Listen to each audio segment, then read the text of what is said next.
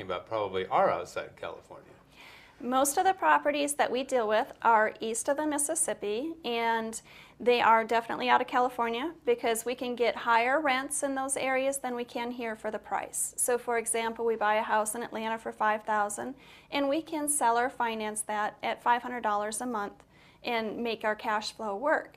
So the question is, how do you manage that? But you don't have to worry about managing it because you're not putting it in as a rental.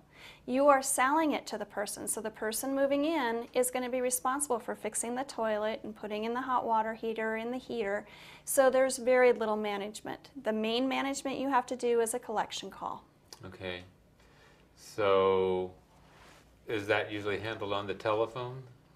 Telephone, absolutely. You have to pick up the telephone. Most of the people we work with don't have the internet or email or faxes at their home or printers.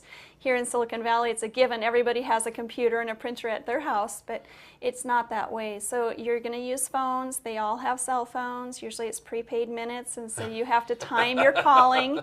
But you call them, you remind them, and you know what? They make the payment because it's cheaper than rent, and they're owning the home, and they're blessed to own the home.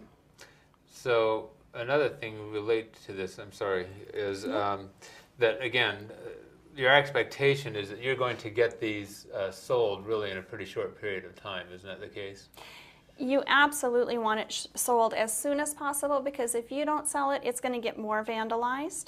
And so the goal is we hang a sign up, we have ground crews, and we usually get it sold within 2 weeks to 6 weeks because we don't want the inventory sitting there empty. Okay, so you can actually get them sold pretty fast. Yes. And it's basically some communication within the neighborhood itself?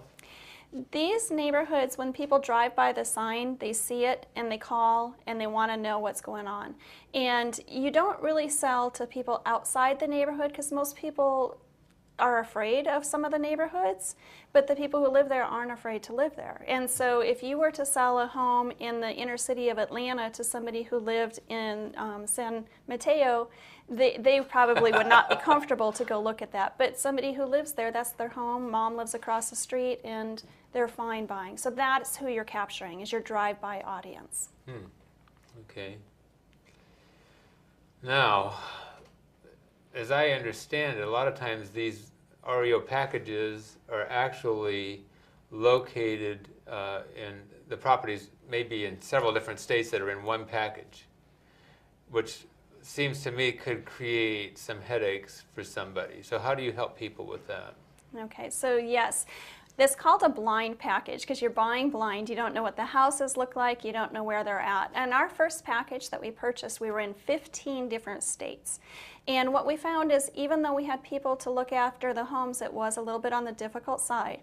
And so we went and we started negotiating with the people that were selling, and we've been able to negotiate a term called cherry picking, which allows us to pick a geographical area off from a list and not have to buy in multiple areas. So you can choose a concentration. And that's much more helpful. It's easier to put your management team together on the ground. Okay. Now, a lot of people get started in real estate, it seems like these days, or they'd like to get started in real estate, and they look at their bank account and they say, how am I going to even get started? But some of these people may have a large retirement account, like an IRA or a Roth account. So how can they work with that? You know, Michael, so many people don't know that they can invest with their 401k, their IRA, their Roth IRA. There are companies that they can set up what's called self-directed IRAs. So they would transfer their money there, and they can invest that in real estate. They can use that to start a business. And so that money is not tied up in the normal mutual funds or stock market, which isn't performing right now. They can take more active control of that money and put it into play in things that are once-in-a-lifetime opportunity like this. Yeah.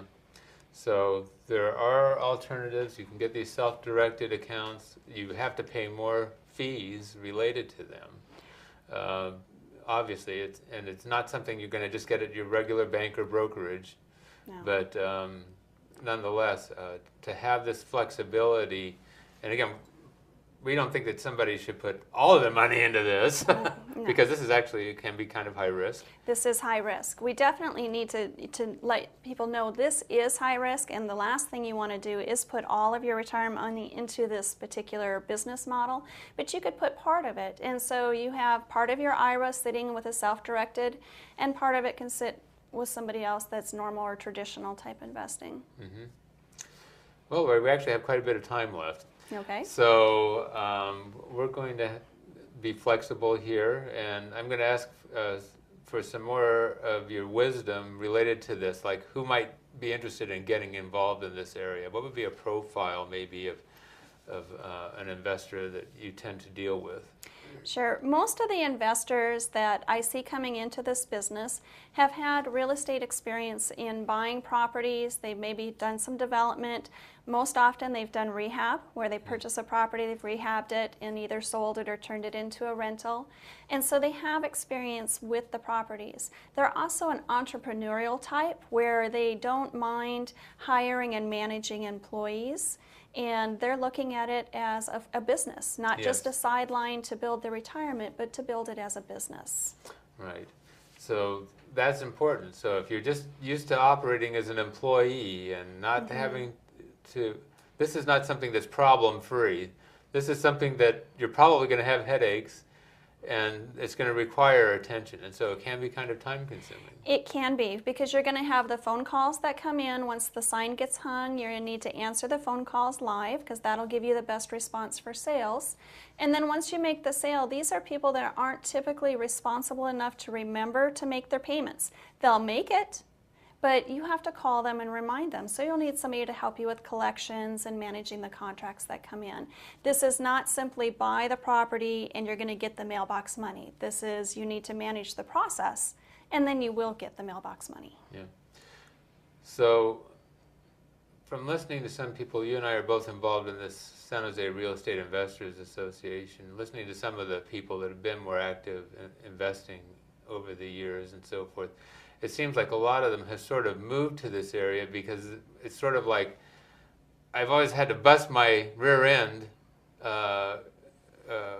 doing the rehabs and the other things to go and find these other opportunities where this bulk REO thing is sort of falling into your lap. It seems a lot easier to do it, and so so why fight it? Focus in this area because it's where the opportunity is right now. Yeah, it's like the analogy that the faucet's running. Do you want to go outside and dig a hole to see if there's water in the ground, or do you want to stick your cup under the faucet? Right now, the homes are coming out. They're coming out cheaply priced. There's exits. There's people who want these homes. And so you just kind of move into it. And that's the thing about a real estate business, is you need to be able to go where the trend is, because some of the processes work in different markets. I mean, we haven't seen anything like this in any history where we have more REOs coming out the way they are right now. Yeah, a flood, I guess. Yes. But again, it's the flood. It feels like, although I know that there's a lot of repossessed properties in California, particularly in the middle of the state and so forth, but it still feels like it's heavier in the other parts of the country, like a Detroit or parts of Ohio and so forth. I've heard of some in the South. Southeast, yeah. Yeah. So the thing that's helping California is that it's California. And so the REOs that do make it on the market are still being bid up because foreign money is coming into the state. The jobs in the Midwest and in the Southeast, they're losing jobs just like California, but the foreign money isn't coming in there to support the economy. Okay.